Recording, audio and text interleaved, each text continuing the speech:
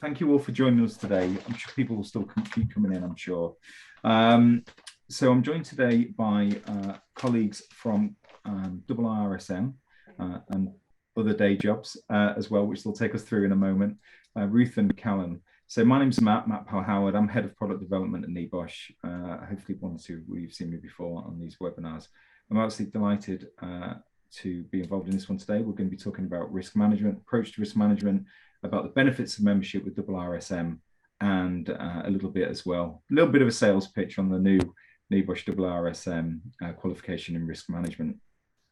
So Ruth, would you like to introduce yourself, please, and tell us a little about your role as co-chair of IIRSM and also the day job? The day job. So I'm co-chair of IIRSM with Callum. We started doing this in January, but I've been involved, I think we've both been involved about the same time as a trustee for a number of years, and really interested in how risk works, safety is a risk discipline, if you like. And my background is safety. 25 years ago, I started doing it. I did a degree in it, and I'm at Netflix now looking at production safety. But before that, I was at ITV, and I started doing safety and then kind of collected other things, but unusual for safety, more risk and insurance than environment and quality. So I was the group risk director when I left ITV. So taking risk across the board to the board, which is a really interesting role. And then I've gone back into safety. So I've done some active risk work as well as safety. Fantastic. Thanks, Ruth. And Callum? Thanks, Matt. Hi, everyone. So as Ruth says, co-chair of IIRSM alongside Ruth. I think you're right, Ruth. It's been about 3 years or so, hasn't it, with IIRSM now that we've both been actively supporting. And I know for me that was part of kind of realising that as someone who puts food on the table thanks to a career in risk and safety, I thought I might as well start contributing to try and help see where we can steer it and make sure that it is indeed a good and wholesome profession to be part of. Day job for me, I'm Global Vice President of Safety and Security for IHG Hotels and Resorts. We've got about 6,000 hotels worldwide that we own, operate, manage and franchise. So you know, in my world, much broader than just pure health and safety, of course, physical security, counter-terrorism, things of that nature that creep in as well. And in my prior life, I'd spent the last 6 or so years running Deloitte's health, safety, environment consulting practice, which I suppose pertinent to this conversation, that was one of a collection of 10 plus interesting and diverse different risk practices that sat within the risk advisory community. So you'd rub shoulders with colleagues in crisis and resilience, financial controls, internal audit, consulting, et cetera, et cetera. So, you know, a really good training ground, if you like, to understand just how, you know, transverse risk can be across lots of different topics. Yeah, fantastic. So I should have mentioned actually a moment ago, any questions that you have for our panelists, please can you put them in the Q&A? You'll see the Q&A box at the bottom of your screens. If you just click in there, and I'll be monitoring the questions as Ruth and Callum discuss and explore some of the topics we're covering today, and I'll keep checking your questions. So please keep putting them in Q&A, keep them coming. And at the end of our discussions, we'll have a little bit of a Q&A as well, and we'll be able to get into some of those.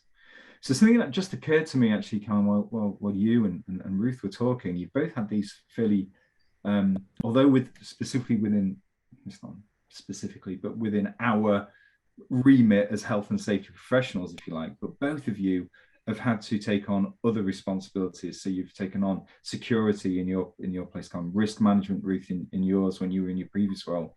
So we all see these job adverts where it's health, safety, environment, and quality, and now risk coming into the role. What's your thoughts on that, really? Ruth, have you got any thoughts on that?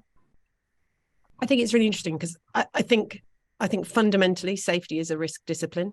So what we do within safety is we manage risks to people's safety, oddly enough. And so the principles that we learn, we understand, we apply, and that as it evolves, things we're still learning actually apply very broadly to risk management. And so really understanding risk management as the kind of overarching, and then you've got a real specialism in safety, but you can take the overarching risk management and apply it to any of the risks that businesses face, be they operational, enterprise, whatever they are. And that's where it's so important to be able to talk about risk and safety as a risk, rather than safety as this kind of standalone thing that we're doing all by ourselves that doesn't really fit anywhere else. So risk, I'm fascinated by it. So that's kind of also one of the reasons I picked that stuff up. And insurance really interests me because you're mitigating financial risk. So I think as well, you have to know what you're interested in and then kind of say, I'd really like to do a bit more on that. Yeah. Callum? Yeah, I agree with that. I mean, I'm afflicted by being a deeply process-driven person. So I kind of see the world as a set of building blocks and understand how they kind of work as a chain of events. And, you know, for me anyway, particularly earlier in my career, I kind of zoom out even further than just risk and think, well, everything that everyone does in the work setting is a series of activities or workflows or bits of process. And so theoretically, you know, you could cobble together any combination of topics that you like, and so long as you are able to imagine them as a sequence of building blocks or steps in a process, you can make most stuff fit together. You know, if I think back to, you know, a handful of roles prior, so quite a bit earlier in my career, you know, I actively tried to bring together health and safety, food safety, environmental management, quality under one combined department, because it just really made sense for that organization at that time. There was limited means, and trying to find ways of deduplicating activity and effort was absolutely the order of the day. And then I kind of fast forward to kind of more recently, and it's been interesting joining IHG. I've been here less than a year now, but coming into the role, kind of first thing for me was to list out, okay, what are all of the different safety and security, because that was the job title, what are all the different safety and security things that I think happen in the hotel sector? And if I was to write those down as a list of 10 to 12 things, I need to sit down and engage with the business to say, you know, is well-being in my bucket? Is physical security in my bucket? Is, you know, licensing and liquor laws in my bucket? Yes or no? And kind of being a lot more thoughtful about trying to say at a greater level of precision, when you say you want me to manage this stuff, can we be clear on what that stuff is? So yeah, I think it's an interesting journey, and I think the most important thing for all of us as risk professionals is, you know, maybe not be scared by how broad that role might end up being, but just go in with open eyes and try and actively clarify with people where's the boundary of the fence that you want me to operate within, and once I'm clear, then let's go. Yeah, well, brilliant responses both. Something that we regularly, and we were talking about this a little bit earlier, weren't we? But one of the things that we regularly get leveled at us when we go out and we consult on qualifications, certainly when you get up to diploma level, and the NEBOSH alumni tend to be, well, they are the diploma qualified, so they tend to be seasoned professionals. So some of the questions you might get asked can sometimes be a bit tricky. But one of the things we certainly get asked by employers is that a lot of the times safety people don't understand the language of business, and obviously risk and risk thinking forms part of that. So if you see me looking down at some of the questions that I've got in front of me, it's just ones that were presented to us before we started the webinar that we asked for across our socials. So with that thinking around risk and organizations' approach to risk, in your experience, how has the pandemic and other crises we're now facing globally altered attitudes to organizations' approach to risk management? So how are organizations now responding to risk management in essence? Either mulling it over. Ruth? I'll go and then Callum can go. I think what's really interesting about the pandemic is what widely it was on everyone's risk register. It was on everyone's radar and they had it listed, but they hadn't really thought about what it actually meant. And because facing up to it, it's pretty horrible and you don't really want to think it through. The kind of people have a tendency to not go to the detail of what does this actually mean to us as an organization? How is it going to affect the supply chains, our workforce? What could it look like?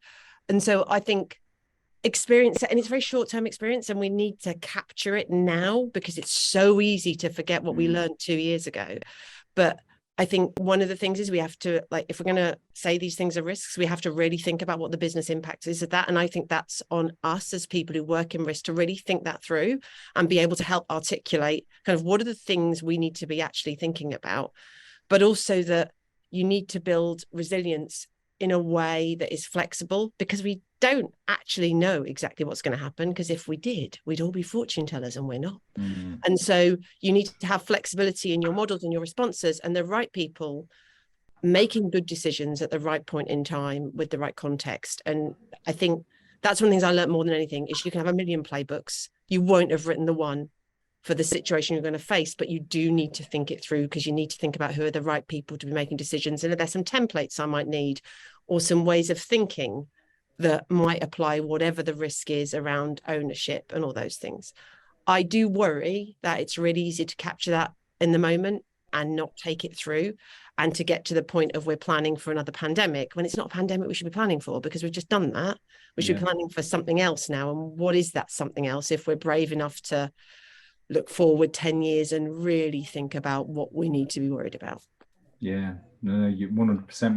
We had ZARS or whatever on our risk register for years, but nobody expected it to be as horrible as it actually was. But it was that risk thinking that then encouraged some real innovation, wasn't it, going forward? But you're right, capturing that. Callum, the hotel industry that had a pretty rough time, didn't it, over the I mean, absolutely. I feel guilty because I'm kind of tail end Charlie that popped back into the sector just as the bright lights started shining again.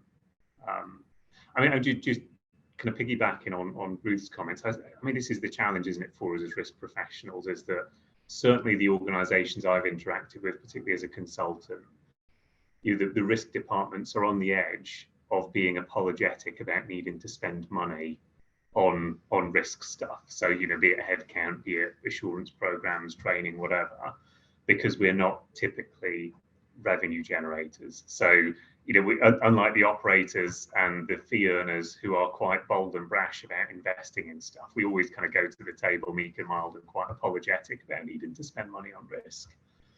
And therefore, stretching that into thinking about risk registers and people who had SARS or whatever else on their risk registers pre-pandemic, if we're already apologetic about spending on business as usual risk things, could you imagine being bold enough to rock up to the exec and say, can I spend some money on us preparing for the unimaginable? And for most of us, that was just something we wouldn't have even contemplated going to knock on the door for. So, I think we can offer ourselves some forgiveness for not having overly prepared for the pandemic. But in terms of then what next, and to Ruth's point around encapsulating what we might have learned and trying to play that forward, I think a couple of things for me, and I've almost certainly said them before.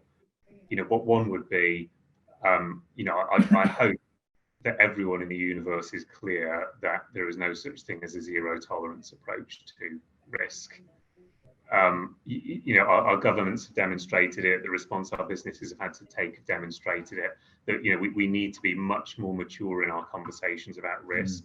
Understand there is risk involved in any decision that we might make, and the game is around trying to choose the most preferable decision based on good clarity over the facts and how much risk is involved.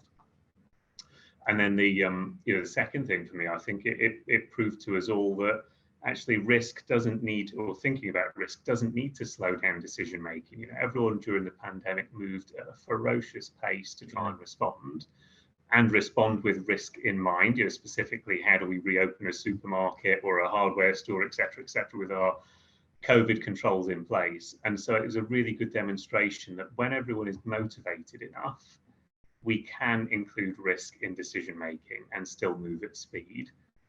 How do we keep that same sense of motivation when we get back into business as usual now? So when we think about mergers, acquisitions, opening new hotels, whatever it might be, yeah, absolutely, we can make good decisions on risk, and it doesn't need to slow us down, but it needs everyone to demonstrate a similar level of motivation as we did during the pandemic.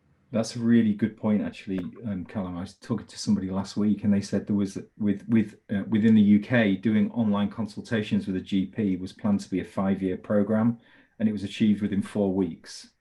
So I think you're absolutely right. Keeping that energy and that this is what we can achieve whilst managing the risks. It's astonishing, isn't it? How people can turn things around. Really, really good point.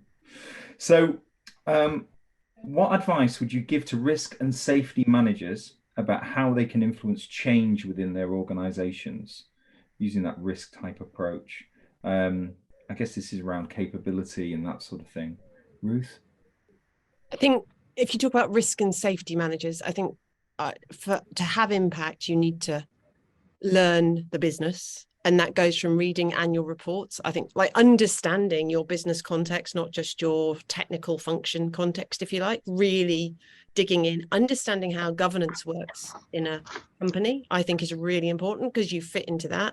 How do the boards work? All those really curious questions I think we should be asking, because when you start to understand them, you can then understand how you frame what your area is around risk. If you're not looking after risk, who is looking after risk? Is it included in that? Is it a business critical issue, safety, or does your business think it's not?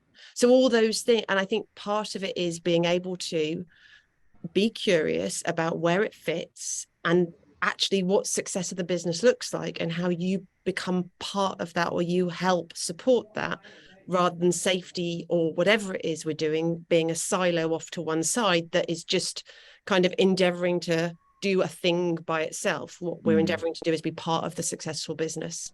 And so how do you fit your narrative into that and into the way the business is organized and functioning, rather than kind of taking off to one side and speaking your own little language? But oddly enough, nobody else speaks apart from the safety community that doesn't work if you're trying to impact a business. And I think that's probably over the past 20 years, one of my most important learnings, because you can sit in rooms of safety professionals and all talk to each other. But actually the way you're going to actually really influence your organization is to talk in a way that fits your organization, your sector, and really try and learn it and be interested. Don't ignore that, because that is your context and you need to understand your context. Yeah. And do you know, Ruth, we always get criticisms leveled at us about working departmentally in silos, but I've never ever thought of health and safety being put in that siloed thinking either. But on reflection, I know I've been really guilty of that in previous health and safety managerial roles. That's a really good observation. Callum, you got any thoughts to that around how we can influence change? Yeah, I mean, I agree with Ruth. Context is absolutely king, and I was smiling actually, Ruth, listening to you. So kind of out of a 20-year career span, I mean, that sentiment that you just shared, it sounds pretty simple, right? But I think that's a good illustration of we're all running so quick to try and get to the next thing, the next task, next objective. The really important things that we need to learn and improve on aren't all that complicated, but we've got to kind of afford ourselves the time to kind of sit down and even that single sentence, Truth, that context being key, properly digest the words and think about it, rather than just herring off to the next objective. So simplicity is no doubt important. And for me, I mean, context, if I think about an organization like IHG, even something as simple as saying, look, we're out here to try and manage risk. We've really got to work hard to try and give that the right kind of context. Are we talking about the people and colleagues that work in our hotels? Are we talking about the guests that we're interacting with? Is this around the assets, the hotel buildings themselves? Is it our reputation? Is it liability? Is it all of those things and in equal measure, or what? And for us, that gets into a really interesting space where lots of the hotels that we operate, they are owned by a third party. So to some extent, you could say, I'm not here to protect the asset. I'm just worried about the people inside it. And that kind of nuance is really, really important to how we focus our energy as an organization. Totally agree with the point on context. I think in terms of making an impact, two other things that would be on my mind. One is, make time to think about what's going on with the macro situation. So bigger picture. What are the big trends affecting the world? And let's start to imagine 5 or 10 years time, how that's going to trickle down into your sector, your organization, etc. And it could be something as simple as, if we look at the world of social today, every individual has got a loud voice, and unfortunately, you know, the people who say the most outrageous things have got the loudest voice amongst everyone, and very quickly can get their messages sent around the world. And I think over the years ahead, we'll see a similar thing happening in the workplace, because the workplace usually tracks behind what happens at home by 5 to 10 years. So be that kind of speech to text or a use of social media, etc., etc. So, you know, definitely keep an eye on the big picture and look to the wider world to see what might be coming down the pipe next. But, you know, in the more immediate term around making an impact, I think the key thing for me is to try and park up your ego and focus, as you say, Matt, on helping the organization build capability without worrying whether you own that capability. Yeah. So for me, you know, good day's work is done if I'm driving home and I know that IHG PLC is managing risk well. I don't need to own the process by which that risk is managed. I just need to know that the business has got it, someone has got it in hand. And, you know, I fear of thinking about some of the organizations I've interacted with over my career so far. Safety professionals, I think we tend to be a little bit clingy. We want to see the process. We want to control the nuts and bolts. We want to see the throughput of information. Maybe we need to start trusting the organization a bit more to get on with that stuff and not worry about what we own versus ensuring that collectively the organization owns the right things. Yeah, no, that's a really good point. I mean, years and years ago, I was in a job interview and I kind of approached the interview similar to as you just said, where it's like, you know, well, that'd be my remit and I don't. And I remember one of the guys who was interviewing me said, "You're really old fashioned." I thought, what are you talking about? I'm 26. I'm not old fashioned. And so I reflected on that and you go, yeah, you know, it's not, we might, you know, we need to make sure it's happening, but we don't have to do the doing. And actually the mature organizations are the ones that it's just integral. It goes back to Ruth's part, really, doesn't it? That it's all across and it's embedded and it's integral. And I know that's easier said than done, but that's why we're all here. So just remind the people who are listening, keep your questions coming. We've had a couple of some really, well, more than a couple of us, some really good questions. If you can put them in the Q&A rather than the chat, that'd be really helpful. And we'll come back to those in a moment. So this is linked really to the point you just made around trends and about where the trends in risk management are going. Have you got any thoughts on that? Where do you see as being the key trends in risk management over the next few years? Yeah, I mean, I don't have a great deal extra to say on that, so I'll just kind of finish the point before handing over to Ruth then. But you know, I do think that, you know, if we look out the back window, usually the kind of the most snazzy bits of technology that we see emerge at home, you know, a few years later start to percolate their way into the workplace, and we need to start imagining what that means for us, and in the context of safety and risk. And for me, you know, what one of the most obvious things within that is, you know, safety has always been, particularly safety has always been quite kind of organized and defined in its box, that, you know, you've got a problem, you go and tell your supervisor can go and take it to the next monthly health and safety committee meeting and so forth. You know, I feel absolutely certain that in the near future, we're going to see employees using social channels as a way to be a little bit more vocal about what their companies are and aren't doing around safety and risk. And that's a fantastic thing, right? Feedback is a gift, and I think we're going to get showered with gifts in the year ahead, or years ahead rather. But you know, we need to be thoughtful now about, you know, how would we start to manage that? You know, what's the reaction that we can take to that to make sure we can translate that feedback into something useful and meaningful, rather than it just being noise that we need to try and bat away through our comms people. Yeah, be careful what you wish for, Callum, is what I'd say, based on but our alumni are quite vocal. But yeah, you're absolutely right. You know, you need to listen to it, don't you? And something we're certainly trying to tap into at NEBOSH is much more employee advocacy, and that employee advocacy in terms of risk management and approach that is fantastic if we can encourage that.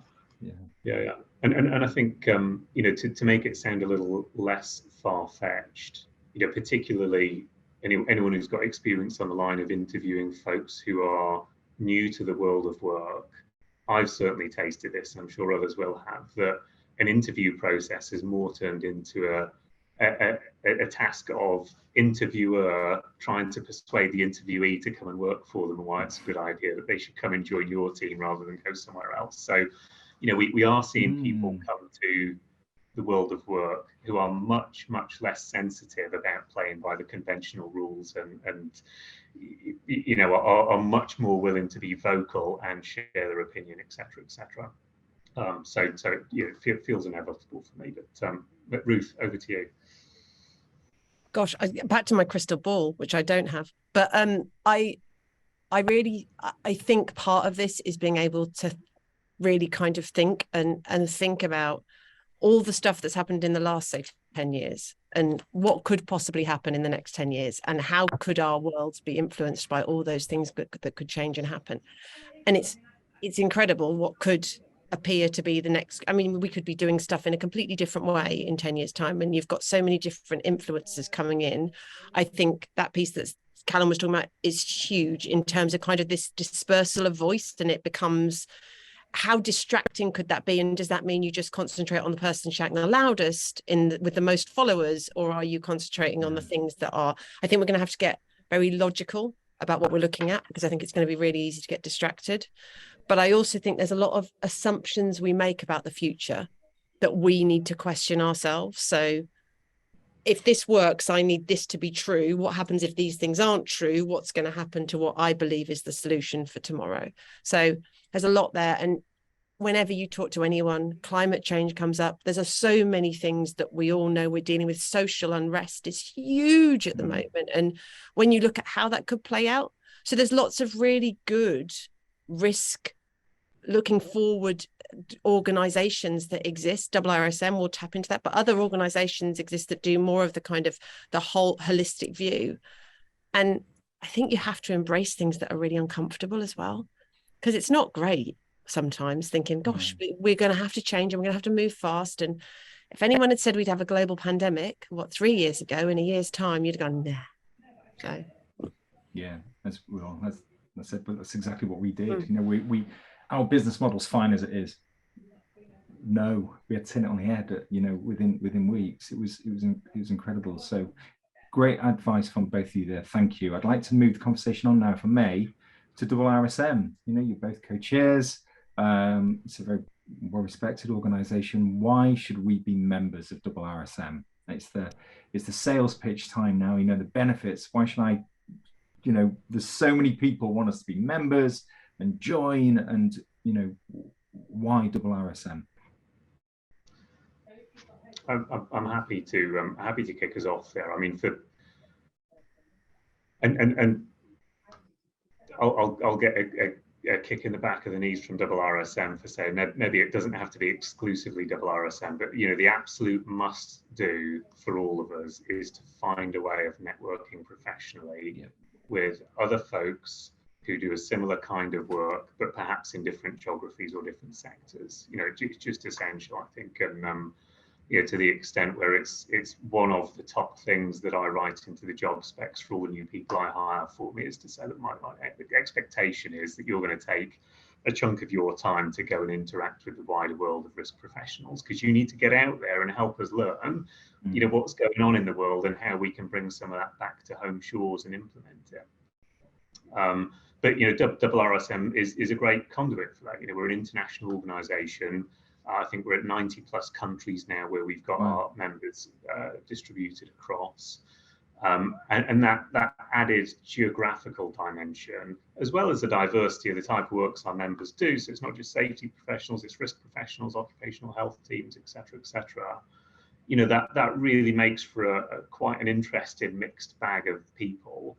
And I think, I could say with some certainty that, the webinars that we run or the publication Sentinel that we release, etc., it is almost guaranteed that there is something of content in each of those things that each of our members won't have interacted with or touched before. So there's this kind of ever broadening of people's horizons by getting them just to touch something from a different geography or a slightly different risk domain, etc. And that's surely one of IIRSM's key strengths is trying to help push the envelope and help people experience risk from different perspectives. Yeah, Ruth. I think it's to that piece. You don't know what you don't know until you become a member of something like IIRSM, and you can kind of see that wider piece.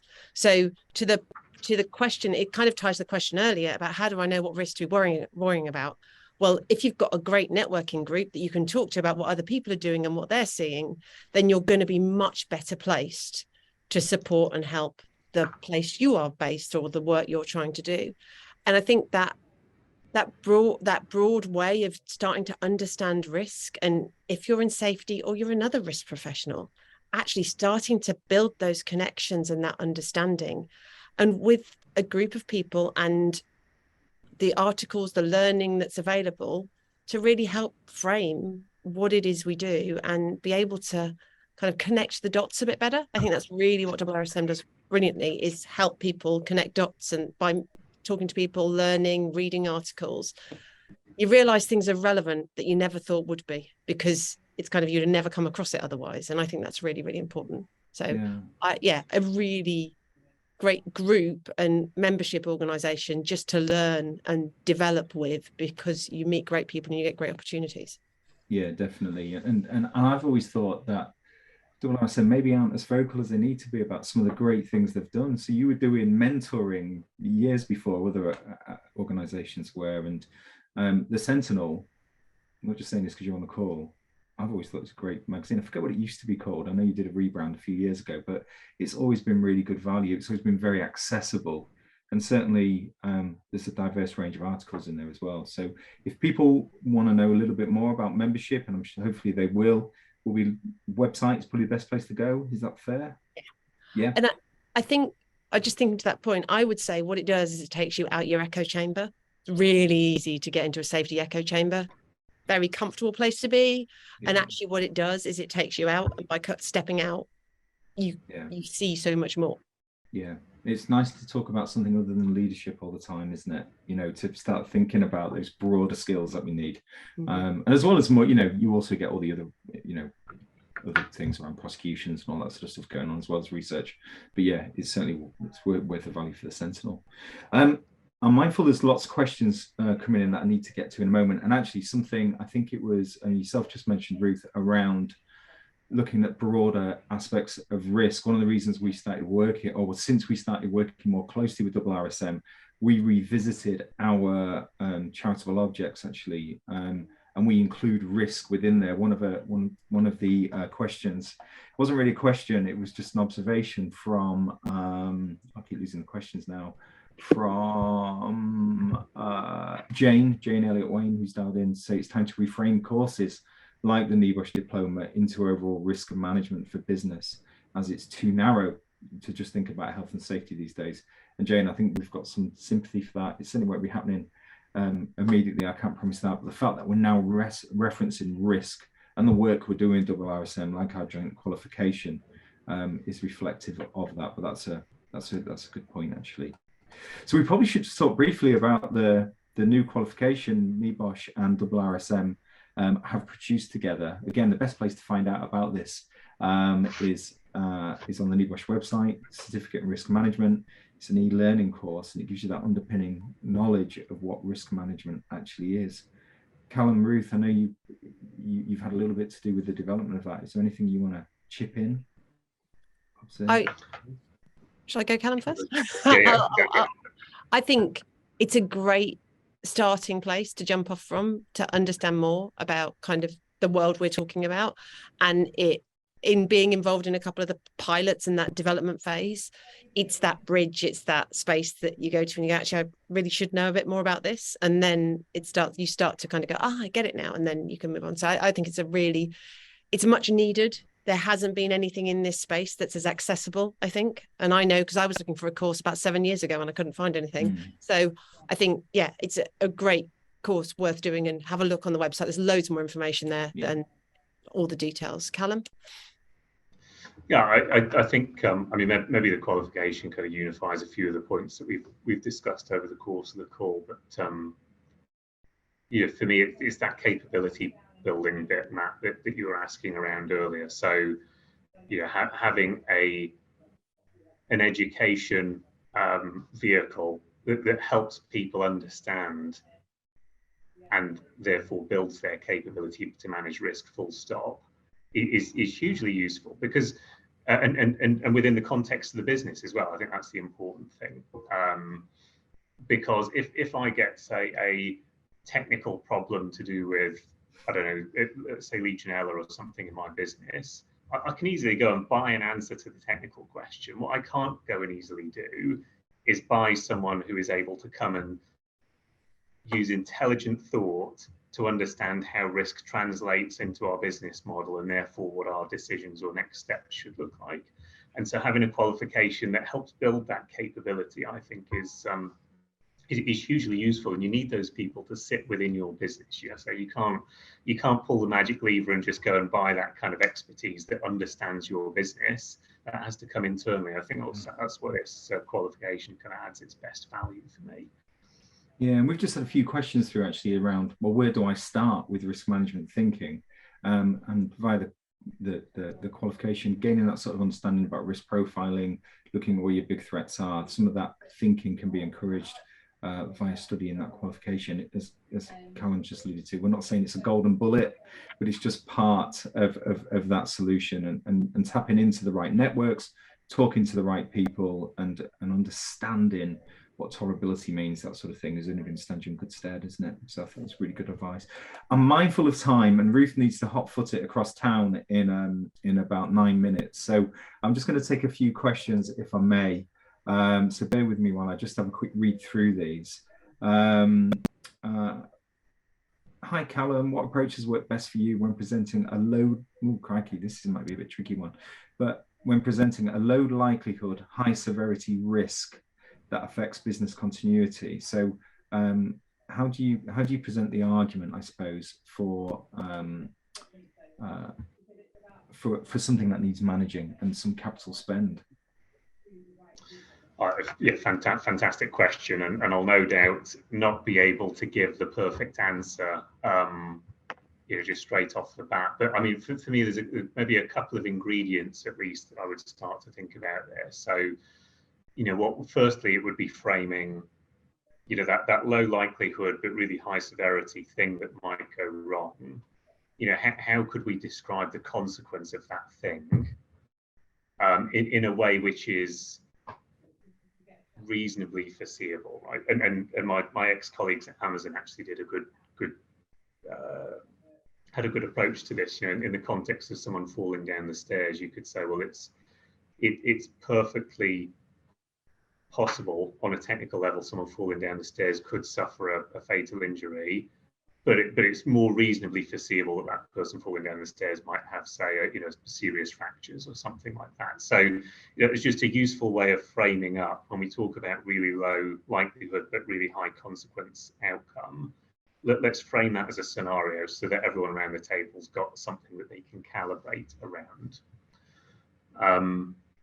And for some risks as well, it might be helpful to start thinking about taking that example and putting it into real life. And I know this is specific to the hotel sector, but perhaps the person asking the question, or others can extrapolate this into their own world. For us, when we're thinking about how we might design a hotel and thinking about the importance of a fire safety control, something to do with the engineering or the fabric of the building.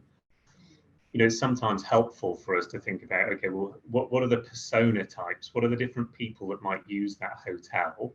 And how would they fare in case of a fire, given the control set that we put in place in that hotel? Because I think it's easy for us to get carried away with thinking about, would I be safe from injury? Well, okay, I feel reasonably fit, healthy, able. Yeah, I could manage. But we're not trying to design risk controls around me. We're trying to design it about top 95th percentile and bottom 5th percentile of the population. So forgive me, that's a bit of a precise example, but I think that just kind of illustrates at least some of the thinking that needs to go into framing up the problem before we then think about what we're going to do about it. Yeah. Ruth, I've got one final question for you from me before we wrap up the webinar. It's around IIRSM. There's been quite a few questions around branches, and I'd encourage people to look on the IIRSM website about where the local branch is and how they can tap into it. But somebody has said, is there any plans from IIRSM to do much more engagement with its members, certainly at branch level? Is that something you're looking at the moment? There's always plans to do everything. What member engagement, how we make the most of this wonderful group of people that are members, and how we learn from each other, and how we get there's always ongoing plans about that. So it's best to look at the website. I don't want to talk to specific things because I'm not sure where we are on the journey with them, but a focus that the organization has is about how we get these learning opportunities out, how we make the most of our membership network. So absolutely, how that fares and what that actually looks like, I can't speak to that exactly, but it's absolutely a focus, is that we need to get people really connected with each other in the most impactful way possible. Yeah, and as an external looking in, I'm seeing much more engagement from IIRSM than in my 20 odd years within health and safety. The fact that you guys are making yourselves available for events like this, that speaks of that. Callum, was there anything you wanted to add there? Sorry. Yeah, and I just having a quick click on the Q&A, and I think that kind of ties into, someone's put a comment on there, which is helpful feedback around kind of, you used to be a member for several years, didn't renew this year because they felt like beyond the magazine they weren't really getting much out of IIRSM, and I totally get that. And to Ruth's point, it's kind of, as a member, as an individual, ignoring my role with IIRSM, I suppose the ideal perspective to have on this is, I'm a member of the Institute because that's going to get some content delivered to my door or through webinars, etc. But then it's my responsibility to use that content as a jumping off point to then think about, okay, I've heard something interesting. Now, where do I go and interact in a safe space with some other members and kind of throw the ball about a little bit and see what other people think about the same? And so core to, what IIRSM needs to continue doing and continue doing more of, it is finding those opportunities for people to interact with each other, and having a smaller group of highly engaged people is much more valuable than having tens of thousands of members that just receive the magazine drop each month. Yeah.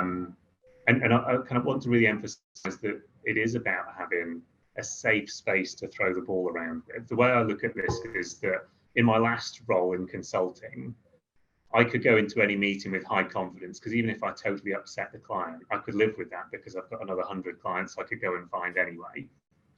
In my current role, I am much, much more reserved, because if I upset someone here, my card is marked and I'm not going to go anywhere and they're not going to go anywhere. So I'm just going to be known as, that foolish risk guy or that foolish safety and security guy. Whereas through IIRSM, I get the chance to go and bump into someone like Ruth, and I could say something wholly stupid. She could reflect some thoughts back on me. We could have a good conversation about it, and I can almost kind of dry run some thinking and just, blurt out some stuff out loud without fear of any consequence, and kind of, if you like, before I come back to work then and put something into practice. And that's where kind of core member value comes from, I think, is enabling those interactions in a safe space. So I think it's two things there, isn't it? Is it the bit that Ruth said about there is more, more interaction, but equally members get involved, take part, put yourselves forward and have those conversations. Because you're right. I mean, I'm a chartered member of IOSH, because I'm expected to be. I don't engage. I don't get enough involved. Likewise, IIRSM, I was a member for a long time. I need to get more involved and start talking to people and just sense checking what my thinking is, because it is that safe space, where you can bounce ideas off. And yeah, sometimes might think, bloody hell, you should know this, Matt. But it doesn't matter. That's the place to have those conversations and make those mistakes. It is. And what, I mean, there's probably some smart quote that I should be able to regurgitate here, but about being the change as well. What's the thing about we can all be the change, and I'm happy to volunteer that. I've been an Irish member for many years as well, because the CM Irish stuff. I went along to a branch meeting many years ago, decided I didn't like it. It seemed really low energy, a bit stuffy, not really the kind of thing that was electrifying to me at the time.